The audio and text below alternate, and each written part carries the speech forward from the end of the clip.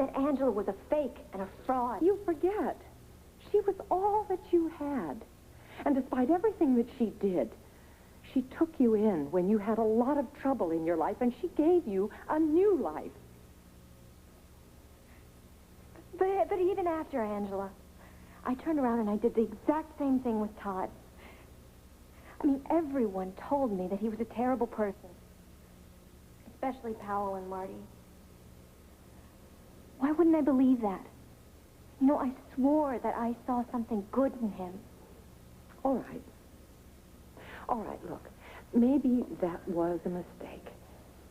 But isn't it better to make the mistake of trusting someone too much than spending your whole life worrying and being suspicious, never trusting anyone?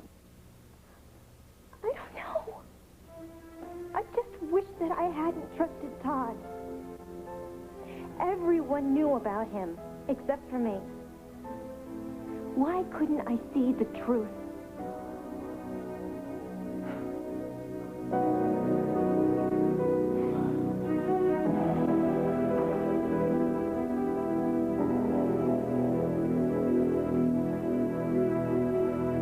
I believe that was the Christian thing to do. I let him convince me that he had found a better way, that he had found the Lord, but, you know, deep down inside, I knew that that wasn't true. I let myself believe a liar. That isn't doing a service to the Lord. I might as well have been listening to a sermon from Satan himself. When we were alone, everywhere we went, the motel and his mother's house by the river, he kept lying to me, and I kept listening. And I was praying to God to forgive him. But it was because I wanted to believe that he was repentant. He told me about how terrible his childhood was, and he lost his mother when he was very young, and his father was just cruel to him. And the more I listened to him, the more I started believing him.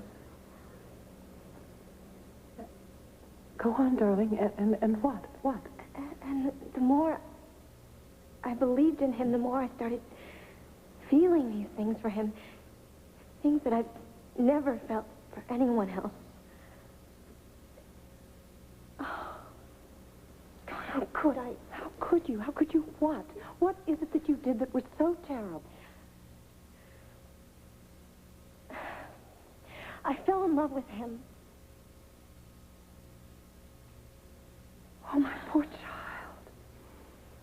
I'm sorry. Here I am running on, and you want to see the place. No. Rebecca, it's all right, darling. Sara? What's this? Hello, little... I'm sorry.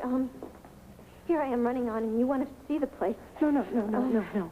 Rebecca, it's all right, darling. Sara? What's this? Hello, little girl. Oh, no. That's great, Sara. It's wonderful, darling. The wolf's bad.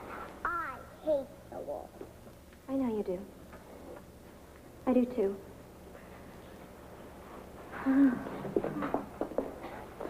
Sara, honey, you know what? I forgot and left something in the car, something very nice. Valentine candy, and I bet you'd like some, wouldn't you? Yeah. Okay, come on, let's get it. Darling, we'll be right outside. You take all the time you need. Okay?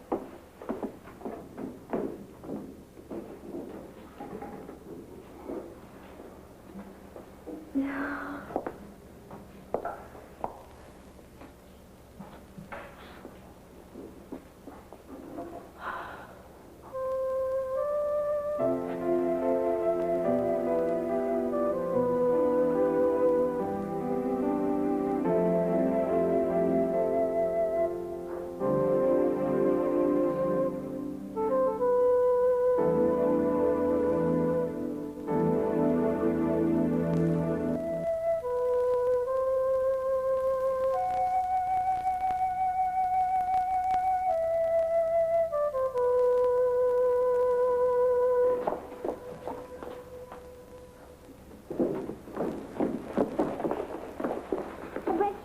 Valentine's candy, Rebecca. Oh, thank you, Sarah.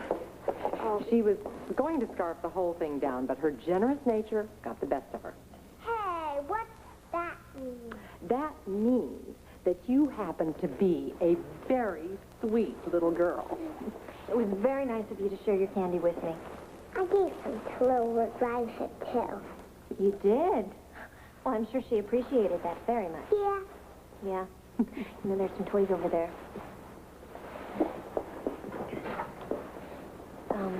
Renee, I'm really sorry about before. It's just being back in this place. Darling, there is no need for you to apologize, all right? I mean, I'm just glad that you were not here by yourself.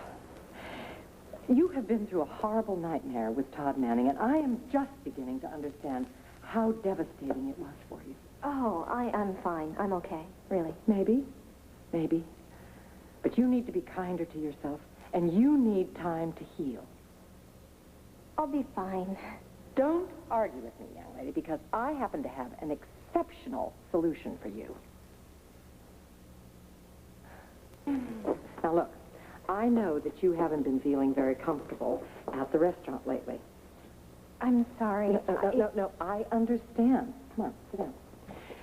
The press was pretty wild about your ordeal with Todd, and I think that probably some people have said some very insensitive things to you, and I'm sure the same thing goes on at school as well. Oh, I keep to myself mostly. Look, I know that you can't avoid classes, but I'm not sure that working at the palace is such a good idea for you right now. It's such a good job, and I love it, darling. I have an alternative for you. Now, look, you remember Cord Roberts? He used to be here at the Tabernacle? Yeah? Well, he's moved back into Landfair. You know Vicki Buchanan's home? He's living there with his kids while their mom is away on her honeymoon with Kane. Now, Kim has this family crisis, and I thought that just maybe you could take over Kim's babysitting duties. It would be such a help to Cord, and it would mean that you would not have to work in a public place. I love the job. And I don't want to leave you. You said that you had trouble finding someone to cover that shift. Honey, I can always find another waitress, but it's not easy for us to find someone who is as good with CJ and Sara as you are. I'm not sure I'm all that great with kids. Come on. I saw you today with Sara.